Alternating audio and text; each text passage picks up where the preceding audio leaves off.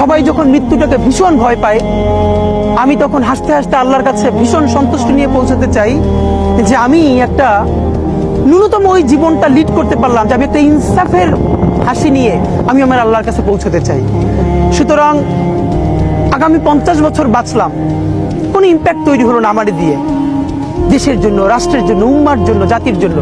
কিন্তু আমি ধরেন 5 বছর বাঁচলাম, সেটার মধ্য দিয়ে যদি আগামী 50 বছরের ইম্প্যাক্ট তৈরি হয়, তাহলে অনেকদিন বেঁচে থাকায় কি সাফল্যের বলেন? শহীদ প্রেসিডেন্ট জিয়াউর রহমান কয়টা দিন বেঁচেছেন, কিন্তু ভাবেন আজকে পর্যন্ত উনি আমার অনুপ্রেরণা। হাঁটতে হাঁটতে আমার পা ফুলে যায়। আমি আমার টিম সেদিনকে ব্যাগের মধ্যে জুতো নিয়ে তারপরে একটা শপিং মলে ঘুরছিলাম, মানে পা ফুলে গেছে, পা জুতোয় ঢুকাতে পারছিলাম না। তো জিয়াউর রহমানের একটা ওনার গল্প মনে পড়ছিল, যিনি মাইলকে মাইল যখন হাঁটতেন ওনার সাথে স্টাফদের পা ফুলে যেত, কিন্তু ওনার তো আর্মি ট্রেনিং আছে। তখন তাকে বলতো, স্যার আপনার তো আর্মি ট্রেনিং, আমরা তো আর পারি না।